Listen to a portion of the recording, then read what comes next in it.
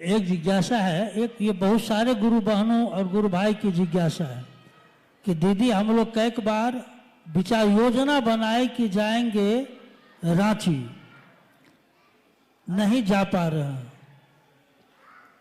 रुकावट कहाँ आ रही है? चाहता हूं लेकिन हम लोग रांची नहीं जा पा रहे हैं, कृपया कुछ आप बताएं। जिज्ञासा आपने सुनी है कि जिज्ञासा ये है कि कुछ गुरु बहनों की है कि वो लोग हर कुछ दिन के बाद तैयारी करते हैं कि रांची जहाँ साहब का स्थल है उपवन, हम लोग हर धाम जाते हैं, मेरे साहब की जगह है, हम लोग वहाँ भी जाना चाहते हैं, तो हम लोग तैयारी कर लेते हैं लेकिन जा ही नहीं पाते हैं। तो रुकावट कहाँ आ रही है? रुकावट कहीं नहीं होती। अगर हम किसी पर निर्भर हो जाते हैं तब रुकावट होती है। जैसे जब हम लोगों ने यहाँ आने का प्रोग्राम बनाया तो कुछ लोगों ने कहा कि कलिंपोंग में बहुत ठंड होगी, दिसंबर में मत जाइए, अप्रैल में जाइएगा। लेकिन चलने वाला जब चल देता है तो वो उसी में एडजस्ट हो जाता है, मतलब ठंड है कि गर्मी है उसी में ढल जाता है। तो हम लोग चले आए। रोकने वाले तो रोकते ही हैं, कहने वाले तो कहते ही हैं। कोई कहता है चल सकते हो, कोई कहता है नहीं चल सकते हो, कोई कहता है जाना चाहिए, कोई कहता है क्यों जाना चाहिए, मत जाइए। लेकिन मेरा मन क्या कहता है? मेरे कौन है वो जिनके लिए हम जाना चाहते हैं, जिनके पास जाना चाहते हैं? साहब और दीदी आज सबके साथ हैं, आप भी तो हम लोग के साथ हैं। तब भी हम लोग आए कि नहीं, आते हैं कि नहीं? कभी सिक्किम आते हैं, कभी सिलीगुड़ी आते हैं, कभी कलिंपोंग भी आ गए। आज से 15-16 साल पहले साहब के साथ आए थे हम लोग कलिंपोंग। यहाँ के टाउन हॉल में वो कार्यक्रम किया गया था। आज इतने सालों बाद फिर से कलिंपोंग में आने का मौका मिला तो सारी स्मृति, सारी बातें याद आने लगी। मुझको याद है कि जब टाउन हॉल से निकलकर हम लोग कार्यक्रम के बाद निकलकर होटल जा रहे थे तो रास्ते में एक फुटबॉल का मैदान था, शायद किसी स्कूल का था, कहाँ का था, कोई फुटबॉल मैदान है, टाउन हॉल से निकलने के बाद रास्ते में था। तो साहब ने कहा कि कलिंपोंग में महादेव का काम इतना हो कि एक दिन मैं आऊंगा, इस फुटबॉल ग्राउंड में महादेव की चर्चा हो। देखिए इतने साल पहले उन्होंने ये बात कही, लेकिन मुझको ये पूरा विश्वास है कि जो उन्होंने कहा है, कहीं के लिए कह दिया है तो वो घटित हुआ ही है।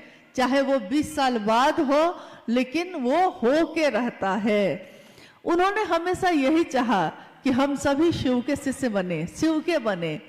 यहाँ तो स्थिति ये होती है कि अगर कोई गुरु भाई या कोई गुरु बहन 50 आदमी को जोड़ लेता है और 50 आदमी उसके बात पे चलने लगता है तो वो समझ लेता है कि ये 50 मेरा आदमी है। तो दूसरा अगर कोई रख दिया चर्चा तो उसमें कहेगा मेरा लोग नहीं जाएगा, मेरा लोग। जबकि आपने उसको जोड़ा था क्या कह के? आपने तो कहा था शिव का बनना, शिव का शिष्य बनना। तो शिव के लोग ना होंगे, ये मेरे लोग कैसे हो गए? इसका अर्थ है कि मैंने शुरुआत में ही गलत भावना से ये काम किया है। मैंने महादेव के लिए महादेव का काम नहीं किया। जिसने भी, जो भी ऐसा करते हैं, उन्होंने शुरू से ही सोच लिया था कि हमको अपना आदमी बनाना है। हम लोग को कहाँ फर्क पड़ रहा? आप आए तो बहुत अच्छा, हम भी तो महादेव के लिए आए थे, फिर हम भी चले जाएंगे, आप भी चले जाइएगा। कोई ना भी आया तो भी कोई बात नहीं, महादेव उस पे भी दया करे, उस पे भी अपनी कृपा, अपना आशीर्वाद बरसाएं, उनकी दया की बारिश हर व्यक्ति पे हो।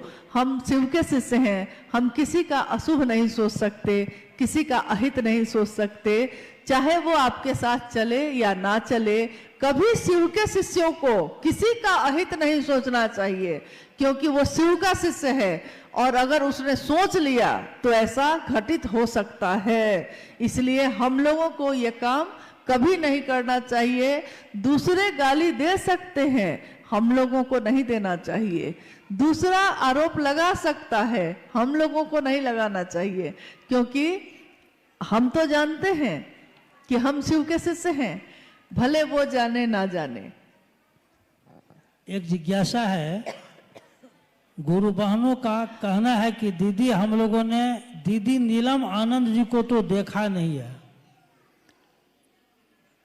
2005 में दीदी नीलम आनंद जी शरीर छोड़ी, आप उनके साथ और साहब श्री के साथ गुजारे हुए अपना कुछ अनुभव सुनाइए। बाप रे बाप, दीदी से अनुभव पूछ रहे, एक अपना कुछ अनुभव बताइए कि आपने क्या अनुभव किया साहब और दीदी को।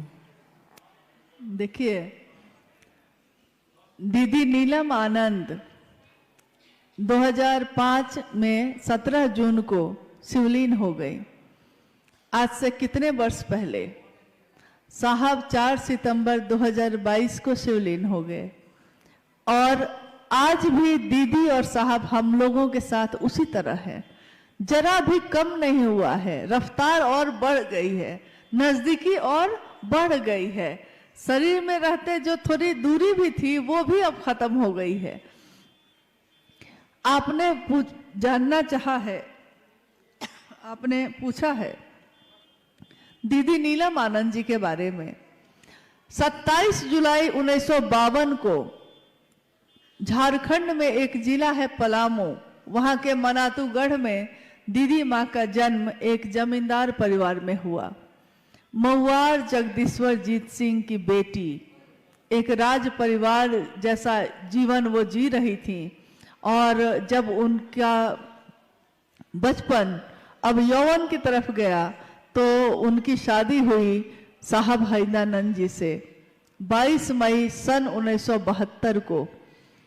22 मई सन 1972 में साहब और दीदी जीवन संगिनी बने मनातूगढ़ में, और ये वो समय था जब साहब शमशान साधना किया करते थे। उन्होंने अपने जीवन के 12 वर्ष के बाद से 12वें वर्ष के बाद ही लगातार शमशान कब्रिस्तान साधना, कुंडलनी जागरण, योग, तंत्र, मंत्र, यंत्र, जितनी तरह की विधाएं होती हैं सबको आजमा लिया था। परंतु जब उनका विवाह हुआ मां नीलम आनंद से, तो मां ने देखा कि मेरे पति एक तरफ साहब कानून की पढ़ाई कर रहे थे और एक तरफ वो शमशान साधना कर रहे थे। तुलना नहीं है, विसंगतियों में संगति की स्थापना करते हैं शिव। इसी तरह उनके जीवन को भी देखते हैं हम लोग तो अनमिल आखर जैसा है, विसंगतियों में ही संगति की स्थापना है। उन्होंने शमशान साधना भी जाना जारी रखा और साथ साथ उन्होंने कानून की पढ़ाई भी करना जारी रखा। सन 1974 में जब साहब श्री ने शिव को अपना गुरु बनाया, आरा के गांगी नामक स्मशान में जब वो बैठे थे अर्धरात्रि में, और अर्धरात्रि में उनके मन में ये आवाज गूंजी थी कि गुरु भगवान होते हैं तो भगवान गुरु क्यों नहीं है। उन्होंने शिव को अपना गुरु बनाया था। 1974 के बाद लगातार 1981 तक, जब तक कि साहब बीच में डिप्टी कलेक्टर हुए, बिहार प्रशासनिक पद पे पदाधिकारी हुए और पाटन में उनकी पोस्टिंग हुई। पाटन में बहुत सारी चमत्कारिक घटनाएं हुई। मां नीलम आनंद जी के बारे में इतना ही कह सकते हैं कि उन सारे चमत्कारों की घटनाओं को जो घटित हो रहे थे उसमें उनकी सबसे ज्यादा भूमिका थी, क्योंकि स्वयं भगवती स्वरूपा, शक्ति स्वरूपा मां नीलम आनंद के लिए कुछ भी कहना उनके व्यक्तित्व को बहुत छोटा साबित करता है। उनके बारे में अगर कुछ कहना चाहे कोई तो कह नहीं सकता, उसके शब्द कम पड़ जाएंगे और उनकी ममता बहुत भारी पड़ जाती है। माँ की ममता का कोई मोल नहीं, माँ की ममता शब्दों में बांधी नहीं जा सकती। माँ जो ममता बरसाती है वो ममता ही बरसाती रही। स्वयं उनके शक्ति या उनके आध्यात्मिक जो शक्ति है उसका आकलन कोई करना चाहे तो जगत का लोग नहीं कर सकता, क्योंकि ऐसी कितनी घटनाएं हैं जो ये बताती हैं कि उनके मन से या उनकी बात से क्या हो सकता है, क्या हो जाता है। उन्होंने जो कहा सो घटित हो गया, जो चाहा सो हुआ। उन्होंने कहा था एक दिन जब 13 लोग थे मात्र, शिव गुरु महोत्सव पहला 13 व्यक्ति, और उस दिन साहब ने कहा था कि आज जो 13 लोग हैं एक दिन 13 करोड़ होंगे। माँ नीलम आनंद जी ने कहा था कि आज जो शिव शिष्यता है एक दिन ऐसा आएगा कि देखनिहार को धरनिहार नहीं होगा, देखने वाले गिर जाएंगे, मंजिल इतनी बड़ी होगी, इमारत इतनी बुलंद होगी, शिव की शिष्यता इतनी व्यापक होगी। सोचिए ये कब की बात है, ये 1982 की बात है और आज 2025 में हम लोग बैठे हैं। करोड़ों शिव के शिष्य आज जीवन में शिव को जीते हैं, रहते हैं शिव बन के, जीते हैं शिव बन के, बनते हैं शिव। और ये सब किसके कारण हो सका? तो साहब और दीदी के कारण हो सका। आपने पूछा है कि माँ नीलम आनंद जी के साथ मेरा जो समय गुजरा, मेरा जो सानिध्य मुझको प्राप्त हुआ, तो मैंने क्या अनुभव किया है, मेरी अनुभूति क्या है। मुझको उनका सानिध्य मिला और उसके बाद तो कुछ भी याद नहीं, भूल गया सब कुछ, याद नहीं अब कुछ, सब कुछ जैसे कोई भूल जाता है। मैं अक्सर हंसी में कहती थी, जब जो माँ जिसने मुझको जन्म दिया वो कभी कभी माँ नीलम आनंद जी से मेरी शिकायत करती थी, कहती थी कि बेटी है मेरी और मुझको फोन करके हालचाल भी नहीं पूछती है। तो मैं हंस के कहती थी उनको कि मैं तो भूल चली बाबुल का देश, पिया का घर प्यारा लगे। पिया का घर यानी माँ का वो आश्रय, वो आंचल, साहब का वो आशीर्वाद, इसके सामने अब दुनिया में कुछ भी याद ही नहीं रहता था। तो जब याद ही नहीं रहता था तो बात कैसे करे, इस पे वो रोने लगी। तो माँ ने मुझको बहुत समझाया, कहा कि अरे वो माँ है, तुम्हारी माँ है। मैंने कहा कि माँ मैं अपने दिल की बात कह रही हूँ, मुझको कोई याद ही नहीं रहता, जब आपके साथ हूँ तो और किसकी याद आती है। तो माँ हंसने लगती। कितनी यादें हैं, कितनी स्मृतियां हैं, लेकिन यही कहूंगी कि उनकी अनुभूतियों को शब्दों में बताना नामुमकिन है, मुश्किल है, संभव नहीं है। फिर भी उन्होंने जो दिया है, उन्होंने किसी में कभी भेद नहीं किया। मैंने देखा माँ नीलम आनंद जी को कि उनकी 3 संतान यानी 2 बेटे 1 बेटी है, परंतु उन्होंने हम सबको, सभी शिव के शिष्यों को, शायद आपने सुना भी होगा, मेरी शादी जब हुई उस दिन ही मंडप पे ही मेरे शिव के शिष्य होने की घोषणा हुई थी। सभी शिव शिष्यों को माँ नीलम आनंद जी ने एक जैसा ही प्रेम दिया, कभी भेद नहीं किया। तो शिव के लोग शिव जैसे ही होते हैं, शिव कभी भेद नहीं करते। शिव के आंचल में, शिव की गोद में देवता भी बैठते हैं, राक्षस भी बैठते हैं। शिव अगर अमृत देते हैं तो वो सबके लिए देते हैं, वो किसी एक को चुनकर नहीं देते। तो साहब और माँ नीलम आनंद जी ने सबको एक समान रूप से अपना दान दिया, अपना आशीर्वाद दिया। ये चाहा कि हम शिव के शिष्य बने, हमेशा बने रहें। माँ नीलम आनंद जी के साथ एक कार्यक्रम में जब वो गई थी तो उन्होंने कहा था उस कार्यक्रम में कि मैं शिव की शिष्या हूँ, मैं आपके लौकिक कांटों को चुन लूंगी। मतलब आपके जो लौकिक जगत है, सबको कहा कि आप सब जो शिव के शिष्य हैं, आपके जीवन के लौकिक कांटों को, कष्टों को मैं चुन लूंगी, छाया बनकर आपके साथ सदैव रहूंगी, बशर्ते गुरु कार्य में बेईमानी नहीं। ये बात उन्होंने बार बार कही कि एक शर्त एक ही है मेरी कि गुरु कार्य में बेईमानी मत करिएगा, गुरु का काम, गुरु का नाम गुरु के लिए लीजिएगा, गुरु के ही होके रह जाइएगा। और छाप तिलक सब छीनी रे, तो से नैना मिला के, हम सारे छाप तिलक जो जगत के हैं भूल जाते हैं जब हमारा मन शिव से लगता है। तो हम सब शिव के शिष्य बने रहें और कुछ नहीं है, हाँ, चलते रहें। जीवन में जब भी मिलना हो इसी तरह गुरु भाई गुरु बहन बन के हम लोग मिलते रहें। कुछ अपने हैं, कुछ क्या कहेंगे, कुछ कांटे हैं, कुछ कलियां हैं, और इन कांटों और कलियों के बीच ही शिव की शिष्यता है। शिव की शिष्यता कीचड़ में कमल के जैसा है। दुनिया अगर कीचड़ है तो शिव की शिष्यता कमल का फूल है। दुनिया अगर कांटे चुभाती है तो महादेव की असीम दया कांटों पे चढ़ के गुलाब को खिलाती है। दुनिया गुलाब को देखती है, कांटों को कोई देखता भी नहीं।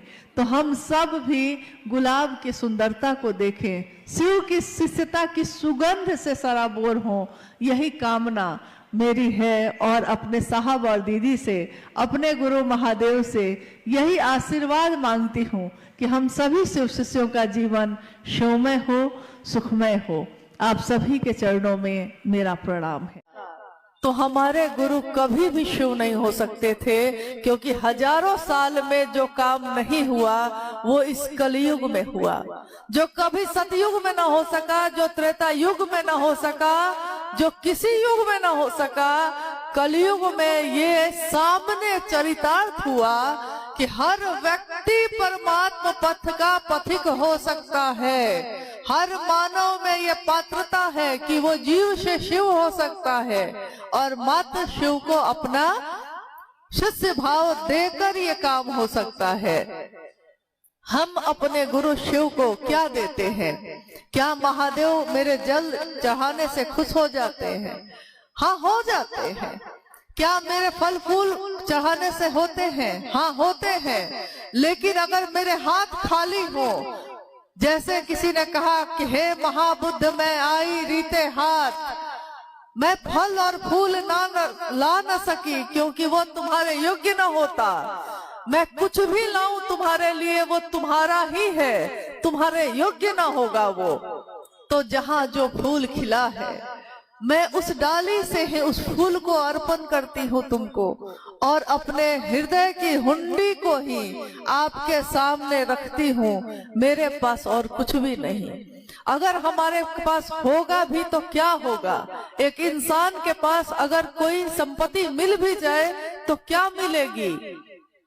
संपत्ति मिले भी तो महल अटारी में ये बात उठी कि कहीं तुम लालच में ना आ जाओ। इसलिए मैंने उन सोने के सिक्कों को ढक दिया मिट्टी से। पत्नी हंसने लगी जोर से। उसने कहा, मिट्टी से मिट्टी को ढक दिया, आपको सोना कैसे दिखा? आपको तो मैं समझती थी कि साधु हो गए आप, और आपको आज भी सोने के सिक्के दिखते हैं। मुझको तो ये मिट्टी ही दिख रहा है। मिट्टी है, मिट्टी डाल दिया आपने। तो शिव का शिष्य बनना और शिव का शिष्य होना, दोनों में बहुत अंतर है। रहना नहीं देश वीराना है, सुनना और इसको फतिंगों को पकड़ने में मगन है। एक फतिंगा खाने से, 2 फतिंगा खाने से उसका पेट भर जाता है, फिर वो छोड़ देता है। परंतु इंसान एक ऐसा जीव है जिसको जितनी चीजें मिल जाए उसकी संतुष्टि कभी नहीं होती। वो और चाहिए कि मानसिकता में ही पूरे जीवन भटकता ही रह जाता है। कभी उसके मन को संतोष नहीं होता, कभी उसके मन को संतुष्टि नहीं मिलती। नतीजा ये होता है कि रक्त बीज की तरह उसकी इच्छाएं प्रतिदिन नई नई बढ़ती ही चली जाती हैं, और एक ही जगह है जहां जाकर उसके मन को उसके इस इच्छाओं की कामना करने की प्रवृत्ति को आश्रय मिल सकता है। वो है शिव गुरु की दया का आश्रय। महादेव की दया के आश्रय में जाकर ही उसको उसकी इच्छाओं को आश्रय मिल सकता है, संतुष्ट हो सकता है, दमित हो सकती है, वो खत्म हो सकती है वो। आपने अभी सुना और जानते भी हैं आप कि शिव के शिष्य साहब हरिंद्रानंद जी का जन्म 31 अक्टूबर सन 1948 को सिवान जिले के अमलोरी नामक ग्राम में हुआ। अपने जन्म से लेकर ही कहते हैं कि पूत के पांव पालने में ही दिखाई देने लगते हैं। बच्चा कैसा होगा बड़ा होकर, ये बच्चा में ही समझ में आने लगता है कि आगे बढ़ के वो क्या करेगा। उनके जन्म के समय से लेकर जब वो बड़े होते हैं, उनके पिता डॉक्टर विश्वनाथ प्रसाद सिंह, माता राधा देवी दोनों के गोद में पल रहे हैं। और जब वो बड़े होते हैं, 12 साल की आयु में पहली बार उन्होंने अपने घर में एक चमत्कार देखा। एक तांत्रिक के द्वारा उन्होंने देखा कि उसने खरीके को सांप बना दिया और सांप को खरीका बना दिया। और इस घटना को देखकर, इस चमत्कार को देखकर साहब श्री के मन में एक आवेश पैदा हुआ चमत्कार सीखने का। मैं भी सीखूंगा। साहब अक्सर ये बात कहते कि जब मैंने चमत्कार सीखने का सोचा था तो मैं सोचता था, जब मैं अघोरियों को देखता था, जब मैं जटाजूट वाले साधु को देखता था, भस्म लपेटे लोगों को देखता था, तो मैं सोचता था एक दिन चमत्कार सीखकर मैं भी ऐसा ही बनूंगा। और जब कोई आएगा मेरे पास, मैं चमत्कार दिखाऊंगा। जब कोई आएगा कहने कि बाबा मुझको ये दुख है, ये कष्ट है, तो मैं अपने चिमटे को जमीन में गाड़ूंगा और आशीर्वाद के रूप में अपने हाथों को ऊपर करके कहूंगा, जा तेरा भला हो बच्चा। और कह के साहब हंसने लगते। थी अपने माँ की, लोग उसको मिठाई देंगे तब भी वो रोती रहेगी, लोग उसको खिलौने देंगे तब भी वो रोती रहेगी, लेकिन जब माँ की गोद मिल जाएगी तो वो शांत हो जाएगी, क्योंकि उसको माँ चाहिए। लेकिन बच्चा बोल नहीं पाता, तो बच्चा अपने शब्दों को, अपने भाव को शब्दों में ढाल के व्यक्त नहीं कर पाता। वैसे ही साहब श्री उस समय अपने भाव को, जो वो चाहते थे, शब्दों में व्यक्त नहीं कर पा रहे थे। लेकिन एक दिन ऐसा आया जब उनके जीवन को ठहराव मिला, जब एक स्थान पे जाके वो ठहर गए, और वो जगह थी आरा जिला का गांगी शमशान। था गुरु की वंदना में ये श्लोक सदियों से लोग पढ़ते हैं, गाते हैं, अर्चना में इसका प्रयोग करते हैं। गुरुर ब्रह्मा गुरुर विष्णु गुरुर देवो महेश्वर, गुरु साक्षात पर ब्रह्म तस्मै श्री गुरुवे नमः। गुरु में ब्रह्मानी शक्ति होती है, पैदा करने की शक्ति। गुरु में वैष्णवी शक्ति होती है, यानी जीवन को चलाने की शक्ति। गुरु में रुद्रानी शक्ति होती है, जीवन को लय करने की। जो लाया है उसी में तेरा हूँ, तुझ में मिल जाऊं, उसी में मिल जाने की शक्ति। गुरु यहाँ तक कि साक्षात पर ब्रह्म, यानी वही अंश जो जीवात्मा में आता है तो जीव में आता है तो जीवात्मा कहा जाता है, मनुष्य में आता है मनुष्यात्मा कहा जाता है, और परम सत्ता में जाता है तो परमात्मा कहा जाता है। पर ब्रह्म गुरु ये सब होते हैं।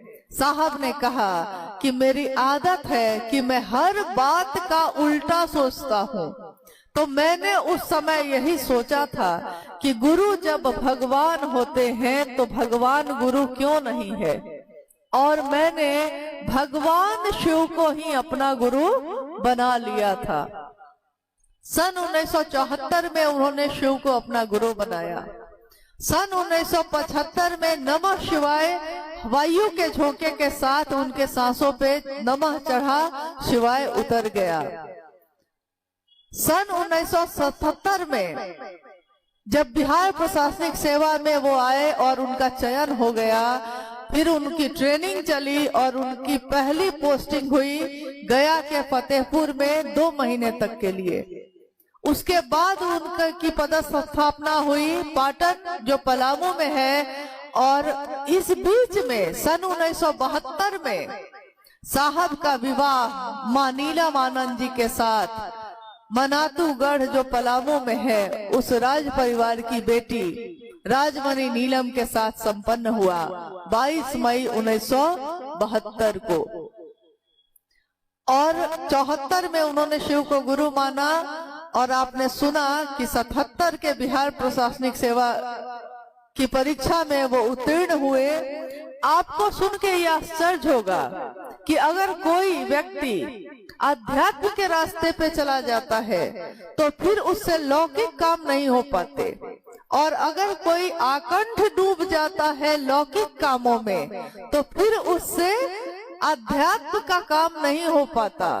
परंतु शिव के शिष्य साहब हरिनानंद जी ने अपने जीवन से, अपने आचरण से ये दिखाया कि वो लौकिक कामों को भी उसी संतुलन के साथ करते रहे जिस संतुलन के साथ उन्होंने पारलौकिक विधा भी पाई।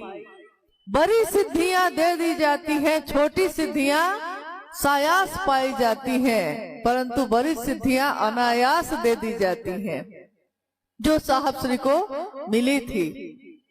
साहब ने कहा कि एक बार एक घटना है कि उनके कार्यालय के एक पदाधिकारी जिनके घर में साहब को उन्होंने बुलाया, साहब जाते हैं, घर में बैठे हैं, देखते हैं कि पदाधिकारी के पिता जो वृद्ध हो गए हैं अपने बिस्तर पे बैठे हुए हैं और पानी मांग रहे हैं। साहब ने कहा कि उन्होंने अपने बेटे से पानी मांगा, उसने भी अनसुना कर दिया। उन्होंने अपने पोते से पानी मांगा, उसने भी अनसुना कर दिया। और साहब श्री ने कहा कि ये देखकर मेरा हृदय व्यथित हो गया। मैंने कहा कि अरे आज भी ये आपके पिता हैं, इनको पानी क्यों नहीं देते हैं? इस पे उनके पदाधिकारी मित्र नाराज हो गए कि पिता मेरे हैं और आप समझाइएगा कि पानी दूं कि नहीं दूं। यही वाक्य साहब श्री यहाँ लेकर आए। जब उन्होंने शिव को गुरु माना और शिव के शिष्य के लिए लोगों से बात करने लगे तो उन्होंने देखा कि जगत गुरु शिव तो जगत गुरु शिव है, परंतु लोग, जगत के लोग शिष्य नहीं बन रहे। तो उन्होंने कहा, लोगों को याद दिलाने के लिए कहा कि महादेव आज भी गुरु है, शिव आज भी गुरु है। प्रारंभिक समय के गुरु भाई गुरु बहनों को याद होगा कि साहब ने पहला वाक्य, पहला स्लोगन यही दिया था, शिव आज भी गुरु हैं। फिर उन्होंने जब वो मधेपुरा में गए तो लोगों से जब बात करनी शुरू की, उन्होंने कहा शिव जन जन के गुरु हैं, एक एक व्यक्ति के गुरु हो सकते हैं। और समय गुजरा, साहब श्री ने कहा आइए भगवान शिव को अपना गुरु बनाते हैं, आइए भगवान शिव का शिष्य बनिए। और यही बड़े बड़े बैनर पे लिखा जाने लगा। साहब ने कहा मैंने बात नहीं बदली, मैंने स्थिति के अनुसार व्यवहार किया। मैं खेती करना चाहता था, परंतु मैंने देखा कि खेत ही नहीं है, लोग ही नहीं है। एक बार की घटना है कि एक हमारे गुरु भाई बीमार पड़ गए, बहुत बीमार हुए। सिल्लीगुड़ी किशनगंज के गुरु भाई हैं, सिल्लीगुड़ी के हॉस्पिटल में वो दिखाने गए। साहब उस समय रांची में रहते थे, तो साहब ने पूछवाया कि भाई फोन करके पूछो कि गुरु भाई का हालचाल, लोग बीमार थे, क्या हाल है। जब फोन गया रांची से तो वो गुरु भाई उस समय एक डॉक्टर से अपना चेकअप करवा रहे थे। डॉक्टर उनके शरीर की का परीक्षण कर रहा था। तब तक फोन बजा तो इन्होंने कहा कि थोड़ा रुक जाइए, डॉक्टर साहब से कहा थोड़ा रुक जाइए, जरूरी फोन है। फोन उन्होंने उठाया, इधर से साहब की आवाज गई, क्या हाल है कन्हैया जी? कन्हैया जी जो गुरु भाई हम लोग के हैं, उन्होंने उधर से कहा कि जी डॉक्टर से दिखाने आए हैं। साहब ने कहा एकदम दिखाइए, इलाज कराइए, ठीक होइए, मिजाज बनाइए।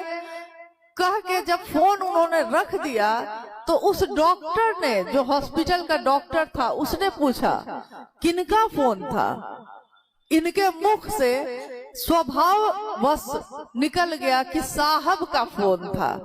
फिर इन्होंने सोचा कि साहब कौन है ये जानता नहीं होगा, लेकिन डॉक्टर ने तुरंत कहा कि साहब हरिंद्रानंद जी की बात कर रहे हैं, शिव चर्चा वाले जो साहब हैं उनकी बात कर रहे हैं। इन्होंने कहा कि हाँ, उन्हीं की बात कह रहा हूँ, उन्हीं का फोन था।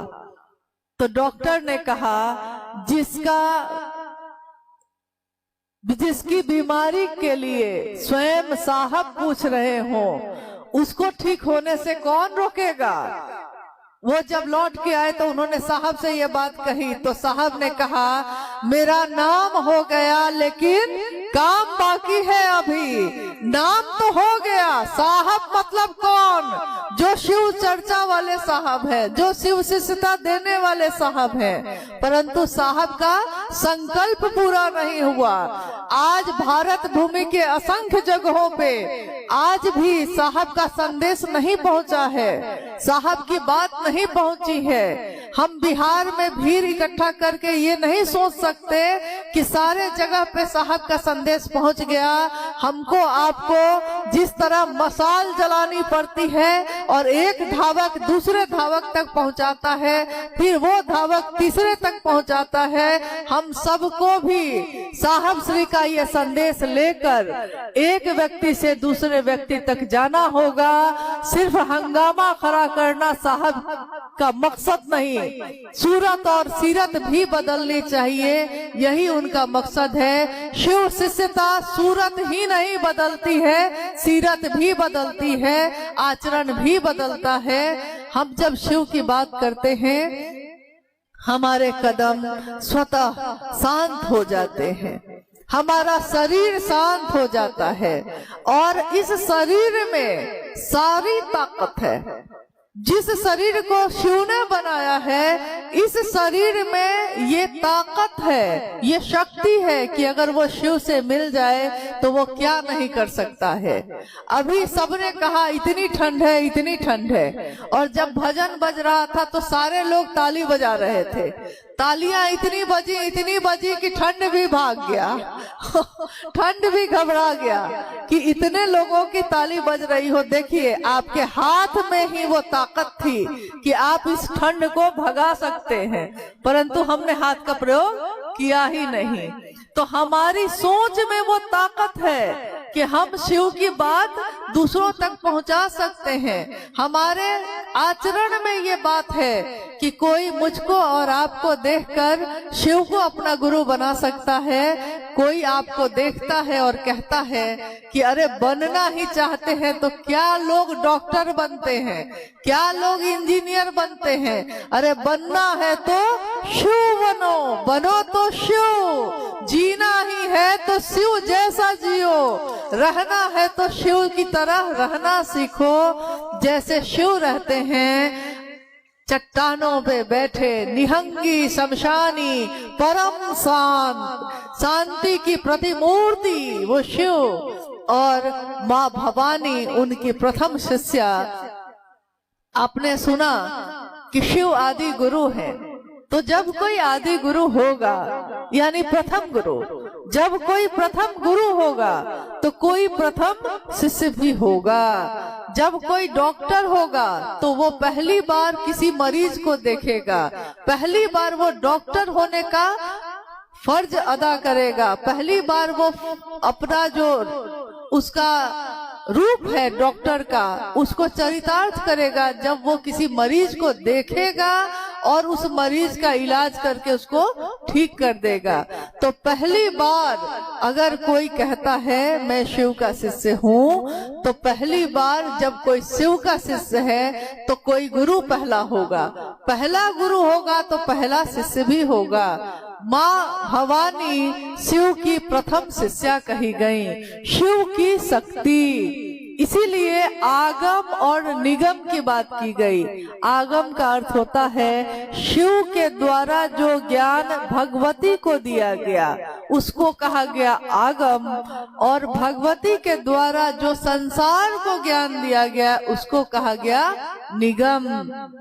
इसीलिए शिव की शक्ति माँ भगवती के अर्चना में ये गाया जाता है, आगम निगम बखानी तुम शिव पटरानी। इसीलिए इस शब्द का अर्थ यही है। आज के इस शिव गुरु महोत्सव में जहाँ दूर दूर से आप सभी गुरु भाई गुरु बहन आए हैं और आपने इस बहुत ठंडे मौसम का सामना किया है, हम सबका उद्देश्य मात्र एक ही है कि महागुरु महादेव मेरे आपके गुरु हो गए हैं, परंतु हर व्यक्ति के गुरु नहीं हुए। हमारे गांव में, हमारे आसपास में भी बहुत जगह पे स्थान अभी खाली है। बहुत सारे लोग ऐसे हैं जिन्होंने शिव को अपना गुरु नहीं माना है और वो हमको और आपको देखकर ही मानेंगे। तो जब भी शिव की बात होती है, शिव भाव से संजात एक सामान्य भावाचरण भी संसार के लिए अनुकरणीय होता है। शिव भाव से संजात का अर्थ होता है भींगा हुआ। शिव का भाव, गुरु का भाव जब भींगता है, शिष्य के भाव में उतरता है, तो उसका एक सामान्य आचरण भी, उसको भी देखकर जगत के लोग सीखते हैं और कहते हैं कि इसके जैसा ही हमको भी बनना है। ये शिव का शिष्य बनकर इतना सुंदर हो गया, इसका आचरण, इसकी बोली इतनी सुंदर हो गई, मुझको भी शिव का शिष्य बनना चाहिए। लोग अपने घर परिवार, बहू बेटी सबके नाम की घोषणा कराते हैं। जब आपको देखते हैं, हमको देखते हैं, कहते हैं कि इतनी सुंदर बात से हम वंचित क्यों रहे। संसार में हमेशा एक जैसा समय नहीं रहता, समय बदलता है, सत्यता बदलती है, हमारी आपकी बदलती है, परंतु शिव की सत्यता नहीं बदलती। आज हमारी सत्यता है कि हमको कंबल अच्छा लग रहा है, ठंड का समय है, 2-3 महीने के बाद हमको पंखा अच्छा लगेगा क्योंकि गर्मी का मौसम आ जाएगा। सत्यता हमारी बदलती ही रहती है। आज जिससे प्रेम है, कल उससे नफरत हो सकती है, कल जिससे नफरत थी उससे आज प्रेम हो सकता है। सत्यता हमारी और आपकी बदलती है। आज जो युवा है, आज जो सुंदर है, कल उसकी सुंदरता बदल सकती है। वो वृद्ध हो जाएगा, चेहरे में झुर्रियां पड़ जाएंगी, शरीर काम नहीं करेगा, सुंदरता बदल जाती है। परंतु एक सत्ता ऐसी है जिसके बारे में हमारे ऋषि मुनियों ने भी कहा कि जिसकी सुंदरता कभी नहीं बदलती, सत्यम शिवम सुंदरम।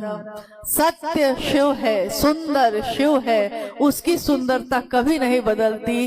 तो हमको और आपको उसका साथ लेना चाहिए जिसका सत्य नहीं बदलता, जिसकी सुंदरता नहीं बदलती। आइए हम सब उस भगवान शिव का साथ लें जिसका साथ मिलने से जीवन की दशा और दिशा दोनों बदल जाती है।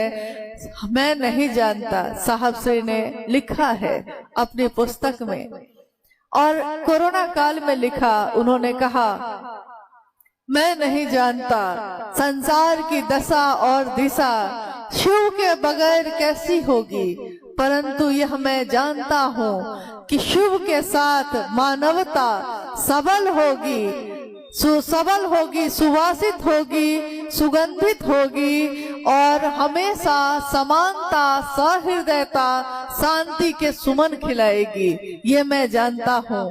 आज देखिए, आज हम शिव के शिष्य गुरु भाई और गुरु बहन बने हैं, तो क्या हम में अंतर आया?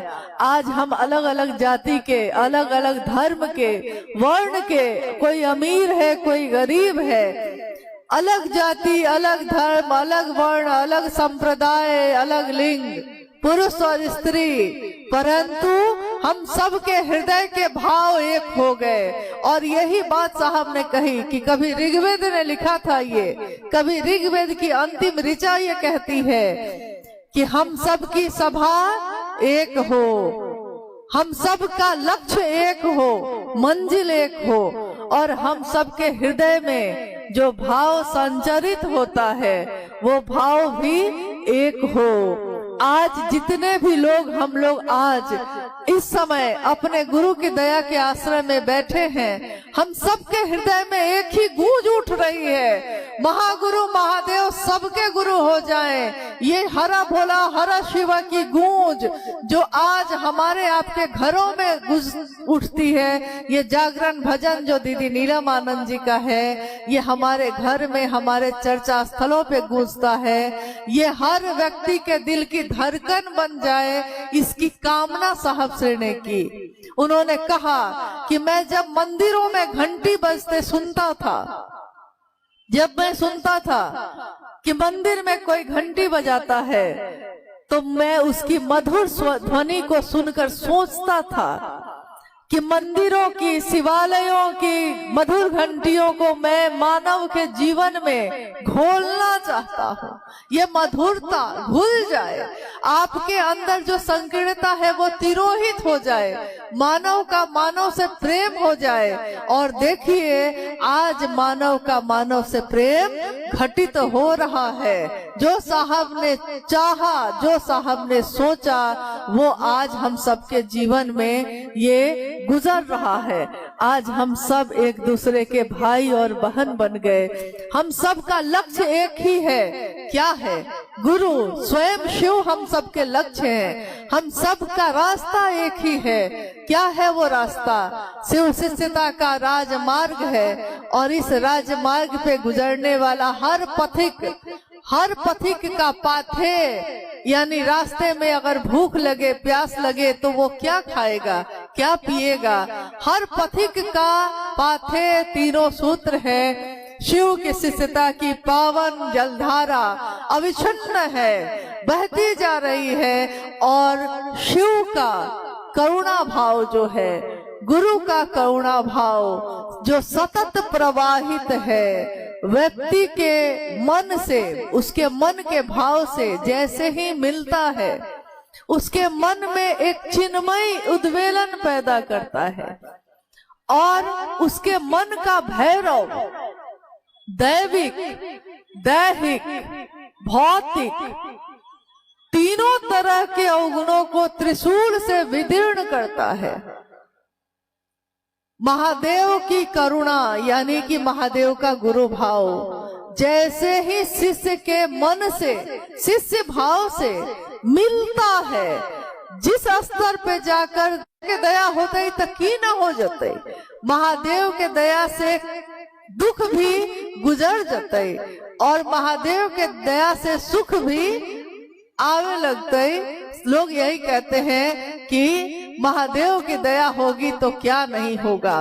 दैविक, इसमें कहा गया दैविक, यानी ऐसे कर्मफल जो मैंने कभी कर्म ऐसे किए होंगे, किसी और जन्म में किए होंगे, परंतु उस जन्म का कर्मफल इस जन्म में भोगना पड़ता है। दैविक यानी जो ऊपर से ही कर्मफल भोगने की व्यवस्था है।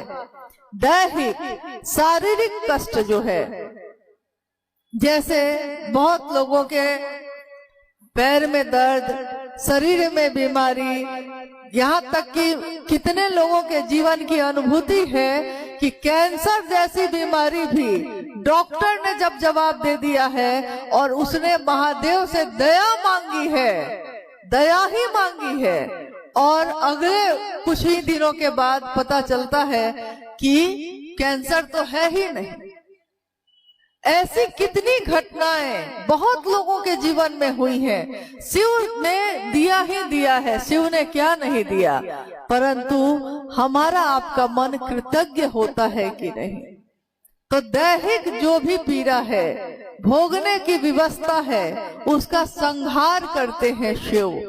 भौतिक यानी हम सोचते हैं कि मेरे पास कुछ भी नहीं है, परंतु साहब श्री की उस वाणी को याद करिए जिसमें साहब ने कहा कि मैंने अपने गुरु शिव से इस बात के लिए लड़ाई की कि क्यों कोई साधु होगा तो वो फटे चिटे कपड़े पहनेगा, क्यों जब कोई साधु होता है तो उसके पाँव में चप्पल भी नहीं होती। कोई साधु होगा, कोई शिव का होगा तो वो अच्छा पहनेगा, अच्छा खाएगा, अच्छा जीवन जिएगा।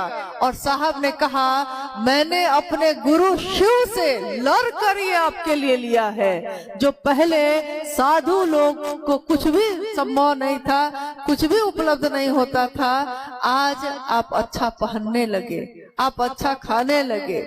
महादेव की दया से क्या नहीं मिला। इतना ही ना साहब ने चाहा कि जो आपको मिला है उसमें थोड़ा अपने महादेव के लिए करिएगा, महादेव की बात दूसरों तक पहुंचाइएगा। बस इतना ही चाहा साहब ने। क्या हम सभी शिव के शिष्य साहब श्री की इस चाहत को पूरा नहीं कर सकते? आप में से जितने भी लोग यहाँ उपस्थित हैं, अगर एक आदमी भी प्रतिदिन एक व्यक्ति को भी शिव का शिष्य बनाएगा तो साहब की ये चाहत पूरी होगी कि नहीं? हम साहब और दीदी को क्या दे सके? कुछ भी न दे सके। उन्होंने दिया ही दिया, परंतु हमने साहब और दीदी को क्या दिया? तो क्या एक शिव शिष्य का उपहार हम प्रतिदिन दे सकते हैं कि नहीं? कहिए कि आप कर सकते हैं कि नहीं? एक शिव शिष्य का दान, एक शिव शिष्य का उपहार अपने साहब और दीदी को हम दे सकते हैं कि नहीं? और ये प्रतिदिन हमको करना होगा, क्योंकि प्रतिदिन हम अपने जीवन को चलाने के लिए कमाते हैं, प्रतिदिन हम भोजन बना के खाते हैं, तो प्रतिदिन हमको अपने गुरु के लिए भी एक नाम की घोषणा तो करने का संकल्प लेना ही होगा। कभी गुरु भाई गुरु बहन ऐसे भी हुए हैं प्रारंभिक समय में, जिन्होंने ये प्रण कर लिया था कि अगर सुबह में किसी के नाम की घोषणा नहीं होगी तो हम भोजन नहीं करेंगे। ये प्रण उन्होंने साहब से सीखा था। जब साहब श्री मधेपुरा से पटना आए और 9 महीने तक वो लोगों से कहते रह गए कि महादेव को गुरु बनाइए, 9 महीने तक लोग गुरु नहीं बनाए, तो साहब ने एक दिन माँ नीलम आनंद जी से कहा कि नीलम, आज हम लोग खाना नहीं खाएंगे, मैं तो भोजन नहीं करूंगा, बच्चों के लिए बनवाइए लेकिन मैं भोजन नहीं करूंगा। क्या खाक ये जीवन है? सारा काम हो रहा है, महादेव का ही काम नहीं हो पा रहा है, एक व्यक्ति भी शिव का शिष्य नहीं बना। और उसी के अगले दिन साहब के पिताजी के एक मित्र थे हरि काका, उन्होंने शिव को अपना गुरु बनाया था। तो साहब ने अपने आचरण से जो दिखाया उसको शिव के शिष्यों ने सीखा। उन्होंने ये सीखा कि जब मैं अपने गुरु के लिए नहीं कर पाऊं और मैं भोजन करके आराम से अपने घर में रहूं, इससे बेहतर है कि मैं भी पहले एक न एक व्यक्ति को शिव का शिष्य बनाऊंगा और तब भोजन करूंगा। और ऐसा बहुत लोगों ने किया। मैं ये नहीं कहती कि आप भूखे रह जाइए, भोजन करके ही करिए, क्योंकि भूखे पेट तो भजन भी नहीं होता है। लेकिन आप भोजन करके तब ही निकलिए, अपने समय को देखकर निकलिए, परंतु कोशिश करिए कि किसी न किसी का जुड़ाव शिव से जरूर करिए। अगर जा नहीं सकते तो फोन के माध्यम से करिए, परंतु जरूर करिए। अभी आज का ये कार्यक्रम जो चल रहा है ये अभी थोड़ी देर और चलेगा, क्योंकि अब हम लोग जिज्ञासा और समाधान पे जाएंगे। थोड़ी देर चलेगा। आप देख रहे हैं कि मैदान में स्थान का अभाव है और सारे गुरु भाई गुरु बहन हैं, तो हमारे आपके आचरण से किसी को कष्ट नहीं होना चाहिए। तो मेरा निवेदन है आप सबसे कि थोड़ी देर और जहां आप हैं, जिस स्थिति में हैं, उसी स्थिति में उसी तरह से शांत चित होकर खड़े रहिए, बैठे रहिए, जैसे आप हैं वैसे रहिए। और जब कार्यक्रम का समापन होगा तब भी निकलते समय धीरे धीरे निकलना है, क्योंकि शिव का शिष्य किसी को कष्ट नहीं देता और स्व अनुशासन में रहता है। महादेव का ही अनुशासन शिव शिष्यों पे चलता है, तो शिव का शिष्य अपने कदमों को बहुत धीरे धीरे संतुलित रूप से रखकर चलता है। आइए हम लोग जिज्ञासा और समाधान पे बात करते हैं। हेलो, एक भाई की जिज्ञासा है कि शिव को गुरु मानकर कहा जाता है 3 सूत्र करने के लिए। क्या ये 3 सूत्र करके मैं शिव का शिष्य हो जाऊंगा, या किसी एक भी सूत्र को करके शिव का शिष्य बनूंगा? कृपया समझाया जाए। जिज्ञासा आई है, आपने सुना कि क्या मैं तीनों सूत्रों को करके शिव का शिष्य बनूंगा, या अगर मैं नहीं करूंगा तो बनूंगा कि नहीं, अगर मैं एक सूत्र भी कर लूं तो मैं शिव का शिष्य बनूंगा कि नहीं। पहली बात तो ये है कि जब पहले अपने मन को थोड़ा ले जाइए साहब के जीवन पे। साहब ने सन 1974 में शिव को अपना गुरु बनाया था। उनके पास तीनों सूत्र थे? नहीं थे। कोई बताने वाला था? कोई नहीं था। स्वयं उन्होंने जो शर्त रखी थी कि आप तस्वीरों में जो हैं वैसे आइएगा तो नहीं सीखूंगा, आप मनुष्य के रूप में आइएगा तो नहीं सीखूंगा, अब आप जो बताएंगे वही सीखूंगा, इन शर्तों के अधीन अभी कुछ भी हुआ नहीं था। तो स्वाभाविक है उनके जीवन में तीनों सूत्र नहीं थे। परंतु साहब श्री ने कहा कि अगर तीनों सूत्र नहीं होंगे तब भी आप क्या करेंगे। उन्होंने सिंहेश्वर मंदिर में दया मांगी महादेव से। उन्होंने महादेव से कहा, बुढ़ाऊ इज्जत रखिए। क्यों कहा? क्योंकि उन्होंने देखा कि चारों तरफ लोग खड़े हैं और मुझको अब कोई कर्मकांड नहीं आता। मैंने सारी विधाएं छोड़ दी हैं, तो अब जो कर्मकांड मैं छोड़ चुका हूँ उसका प्रयोग तो करूंगा नहीं। महादेव प्रसाद ग्रहण तो करते हैं, कैसे करते हैं ये मुझको पता नहीं है। तो उन्होंने अपने मन को पूरी तरह से समर्पित कर दिया महादेव पे और कहा, बुढ़ाओ इज्जत रखिए दया के आश्रय में। महादेव से दया मांगना उन्होंने पहला सूत्र बनाया। कहा, महादेव की दया के सिवा यहाँ कुछ भी नहीं है। महादेव की दया ना हो तो कुछ भी संभव नहीं है, और महादेव की दया हो तो कुछ भी हो सकता है। ये आसमान अपनी जगह से हिल सकता है, ये धरती अपनी जगह छोड़ सकती है, अगर महादेव की दया हो जाए तो उन्होंने पहला सूत्र बनाया, महादेव से मन ही मन दया मांगना। दूसरा सूत्र जिसमें हम शिव की चर्चा करते हैं, पहला सूत्र जो दया मांगना है, गौर करिएगा, शिष्यानुभूति यह कहती है कि पहला सूत्र स्वस्फूर्त शिष्य भाव के जागरण के लिए है। यानी शिव के शिष्यों के लिए, या जो शिव का शिष्य बनने के जिज्ञासु हैं उनके लिए पहला सूत्र है, जो ये कहते हैं, हे शिव आप मेरे गुरु हैं, मैं आपका शिष्य हूँ, मुझ शिष्य पर दया कर दीजिए।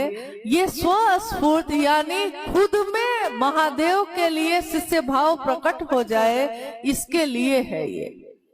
दूसरा सूत्र जिसमें उन्होंने आकाशवाणी में जो बातें हुई साहब किशोरी के साथ 1986 में, सन 1986 में बेगूसराय की धरती पे आकाशवाणी हो रही है। आकाशवाणी उसको कहते हैं जो आपका मन सुनता है। साहब के मन ने सुना। उन्होंने कहा कि कान सुनते हैं परंतु मेरे मन ने सुना, आवाज आ रही है कि तुम जो करते हो दूसरों को करने के लिए नहीं कहते। और उसी आवाज ने गुरु आदेशित कर्म का जहां से जन्म हुआ, उसी आवाज ने कहा कि तुम जो करते हो दूसरों को करने के लिए कहो।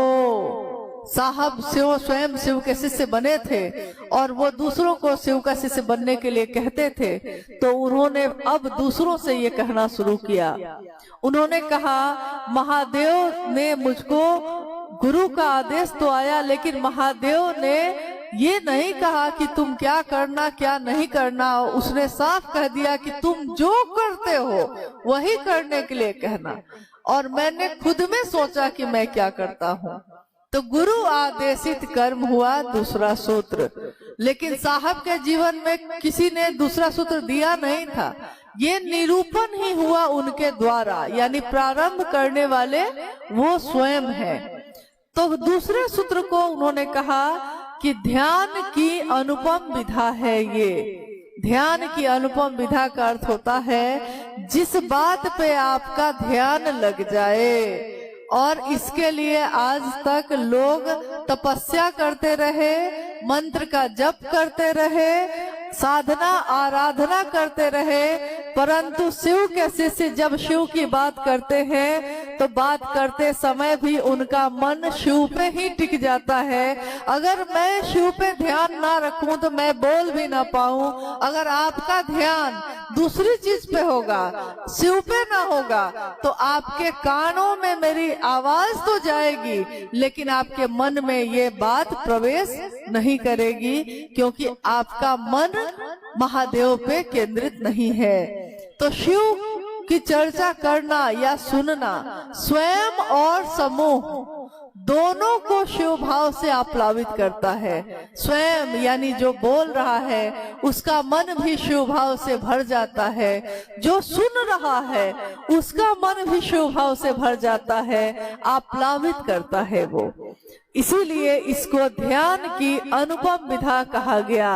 दूसरे जगह ध्यान ही नहीं जाता तो कुछ भी नहीं किया हमने, न गृहस्थी छोड़ी, न घर छोड़ा, न अपना काम छोड़ा, परंतु अपना काम करते करते किस तरह महादेव याद आते हैं। साहब अपने कार्यालय से जा रहे हैं कोर्ट, मजिस्ट्रेट हैं वो।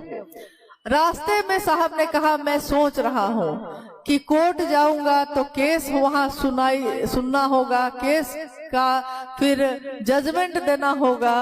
साहब सोचते हुए जा रहे हैं, अपना काम करने जा रहे हैं, परंतु उसी समय किसी ने उनको रोक दिया और कहा, कहिए हरिंद्रानंद जी, महादेव का क्या हाल है। देखिए साहब ने कहा, मैं महादेव को याद नहीं कर रहा था उस समय, दूसरे ने याद दिला दिया। और हमारे हाथों में कंगन देखकर कोई और पूछ बैठता है, हम जा रहे थे बाजार, कोई और पूछ बैठता है, कहिए शिव चर्चा कैसी चल रही है, महादेव का काम कैसा चल रहा है। हमको याद आ जाते हैं महादेव। तो धरती पे हम चाहे जहां भी जाएं, वहां हमको अगर हम भूल भी जाएं तो दूसरे याद दिला देते हैं। ध्यान की अनुपम विधा है ये। तीसरे सूत्र में कहा गया कि शिष्यता के भावांतरण के लिए ये जो मेरा विचार बना है कि शिव मेरे गुरु हैं, ये मेरा स्वभाव बन जाए, शिष्य भाव बन जाए। तो शिष्यता के भावांतरण के लिए तीसरा सूत्र साहब श्री ने कहा। तीसरे सूत्र में जिसमें हम महादेव को प्रणाम करते हैं, प्रणाम भी हमारा आपका मन करता है। तो जब हम महादेव को प्रणाम करते हैं हमारा मन झुकता है, और जब मन झुकता है शिष्य भाव से भरता है तो महादेव की दया शिष्य भाव पे होगी, शिष्य पर होगी। इसलिए तीनों सूत्रों में से कोई सूत्र ऐसा नहीं है जिसको छोड़ा जा सके। कोई अगर शिव का शिष्य होगा तो चाहे आप उसको 3 सूत्र बताइए या नहीं बताइए, वो करेगा 3 सूत्र ही जो साहब श्री ने किया। और अगर एक सूत्र से काम चल जाता तो साहब तीनों सूत्र नहीं बताते। तीनों सूत्र जरूरी है। जब सिर्फ हम शिव चर्चा करते हैं तो हमारा मन अहंकार से भर जाता है। एक हमारे पुराने गुरु भाई, एक बार जब वो आए तो लोग उनके बारे में कह रहे थे साहब से कि ये हर बात पे बिगड़ रहे हैं, हर बात पे क्रोध में आ रहे हैं। साहब तो साहब हैं, बीमारी समझ गए। उन्होंने पूछा कि उस गुरु भाई से पूछा कि नमः शिवाय से प्रणाम कर रहे हैं आजकल? गुरु भाई ने कहा जी सर कर रहे हैं। साहब ने पूछा कितनी बार कर रहे हैं? उन्होंने कहा कि 24 घंटे में 108 बार माला पे 108 का जप कर रहे हैं। यानी 24 घंटे में एक माला जप के लिए साहब ने कहा। उस गुरु भाई ने सोचा कि अच्छी चीज है तो जितना ज्यादा करेंगे उतना अच्छा होगा। तो उन्होंने साहब से कहा कि जी करे छी 108 बार 108 माला पे करे छी। साहब ने कहा ये आपने क्या किया? अति हर चीज की बुरी होती है। लोग कहते हैं कि दूध पीजिए अच्छी चीज है, बहुत पी लीजिएगा तो पत्थर हो जाता है पेट पे। लोग कहते हैं प्रोटीन खाइए, बहुत खा लीजिएगा किडनी फेल हो जाएगा। यानी अच्छी चीज की भी अति हो जाए, उसका संतुलन बिगड़ जाए तो वो और विनाशकारी होता है, हानिकारक होता है। तो जितना भर साहब ने कहा गुरु की दया गुरु आदेशित अनुसार करने भर से मिलती है। जितना भर साहब श्री ने कहा है उतना ही करना है, न उससे ज्यादा ना उससे कम। इसलिए कि हमारा मन संतुलन में रहे। शिव चर्चा करते करते वक्ता अगर सिर्फ बन गए हम तो हमारा मन अहंकार से भर जाता है, अकड़ से भर जाता है। हमारा अहंकार टूटे, हमको लगे कि महादेव की दया के बिना कोई मेरी बात सुनेगा भी नहीं, तब महादेव की दया मांगना पहला सूत्र, महादेव को प्रणाम करना तीसरा सूत्र। ये दोनों सूत्र दूसरे सूत्र को, पहला सूत्र और तीसरा सूत्र दूसरे सूत्र को संतुलन प्रदान करता है। अगर हम करते रहते हैं तो हमारे मन में अहंकार नहीं होता, मन झुका रहता है। फल से लदा पेड़ जिस तरह झुक जाता है, वैसा ही शिष्य भाव से भरा हुआ शिष्य का मन झुका होता है। वो चाहे महादेव का नंदी हो या महादेव का सांप हो, वो झुकेगा, सबके आगे झुकेगा। आइए एक अंतिम जिज्ञासा। भाई सूरज कुमार है, इनके पुत्र हैं आनंद कुमार और सिद्धार्थ कुमार। इन्होंने लिखा बरखा दीदी के चरणों में मेरा प्रणाम, हमें मात्र आपका शिष्य बनना है, कृपया हमको अपना शिष्य बना लीजिए। इस पर कुछ बात। लगता है मुझसे कहीं भूल हो रही है। देखिए ये एक भाव है जो यहाँ आ गया है कि किसी ने कहा है कि मुझको आपका ही शिष्य बनना है, तो पहले ही साहब श्री की उस वाणी को याद कर लीजिए कि साहब ने साफ कहा कि ये गुरु का मंच है और गुरु का मंच शिव गुरु है मेरे आपके।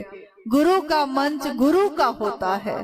शिष्य इस पे आके अपने गुरु की महिमा का गान करते हैं, महिमा की बात करते हैं कि मेरे गुरु शिव आपके भी हो जाएं, इस बात को दोहराते हैं। लेकिन यहाँ कोई भी गुरु दूसरा नहीं होगा। ये साहब श्री ने प्रारंभिक समय में ही कह भी दिया और लिख भी दिया है। गुरु स्वयं शिव है, तो जब शिव गुरु है तो दूसरे किसी गुरु की जरूरत नहीं है। और जो खुद शिष्य हो वो किसी का गुरु क्या बनेगा। जो खुद सीखने की इच्छा में आ रहा हो महादेव के पास, वो आपको भी लेकर जाएगा। तो चलिए, मेरे साथ चलना चाहते हैं, मेरा सौभाग्य है, परंतु चलना हमको महादेव के पास है, साहब दीदी के साथ चलना है। साहब और दीदी ने जो जीवन दिया है उस जीवन को जीते हुए चलना है। बहारे दिन है चंद रोजा, यहाँ बहार के दिन चंद रोज के ही होते हैं। यहाँ खुशियाँ कम होती हैं, बेशुमार गम होते हैं। बहार दिन है चंद रोजा, न चल यहाँ सर उठा उठा के। कोई ये ना सोचे कि मैं कुछ बन गया हूँ, कुछ हो गया हूँ। ये बहार के दिन चंद रोज के होते हैं। बहार दिन है चंद रोजा, न चल यहाँ सर उठा उठा कर। कज़ा ने, समय ने, वक्त ने, कज़ा ने ऐसी हजार सूरत बिगाड़ डाली बना बना कर। मुझ जैसी हजार सूरत महादेव बनाकर बिगाड़ डालते हैं, लेकिन महादेव की सूरत हमेशा सुंदर ही बनी रहती है। इसलिए कभी भी अपने मन को महादेव से अलग डिगने मत दीजिए। चाहे कोई अच्छा लगे तो सोचिएगा कि अच्छा भी लगता है तो इसलिए लगता है क्योंकि वो शिव की बात करता है, बात शिव की है इसलिए अच्छा लगता है। वो व्यक्ति अच्छा नहीं लग रहा, उसकी बात अच्छी लगती है, क्योंकि मंत्र अच्छा नहीं लग रहा, मंत्र का जो चैतन्य है वो अच्छा लग रहा है। नमः शिवाय, नमः शिवाय शिव का मंत्र है, इस मंत्र में शिव का चैतन्य है। जब हम बोलते हैं जागा जागा महादेव, तो जागा जागा महादेव में शिव का जगना है, मानसिक तल पे, आध्यात्मिक तल पे। तो इसको महसूस करिए, ये प्रेम है, ये भाव है, महसूस करना है। लेकिन मैं यही हाथ जोड़ के निवेदन करूंगी कि कभी भी अपने लक्ष्य से अपने मन को भटकने मत दीजिए। रास्ते में अच्छे से अच्छे लोग मिलेंगे, परंतु शिव से अच्छा कोई नहीं है। ये साहब और दीदी ने समझाया है, इसलिए मेरा आग्रह है कि शिव ही हमेशा गुरु हैं, गुरु थे, गुरु रहेंगे, दूसरा कोई कभी नहीं हो सकता, और इसकी चेष्टा भी किसी को नहीं करनी चाहिए। आइए आज इस गुरु के मंच पे, क्योंकि ये गुरु का मंच है, इस गुरु मंच पे घोषणा भी आई है, घोषणा भी आई, बहुत घोषणा है, बहुत सारी घोषणा आई है। ये सौभाग्य है कि इस गुरु मंच पे बहुत सारे नामों की घोषणा आई है, जिसको पढ़ना संभव नहीं है। इतने कम समय में इतने नाम को पढ़ना संभव नहीं है, इसलिए इन सभी नामों की जो गुरु के मंच पे आए हैं सामूहिक घोषणा की जाती है। आज से, अभी से इन सभी भाई बहनों ने महेश्वर शिव को अपना गुरु बनाया है। इनके नाम की सूचना शिव के अंतरिक्ष साम्राज्य में संप्रेषित की जाए, कृपया दर्ज हो। जागा जागा महादेव।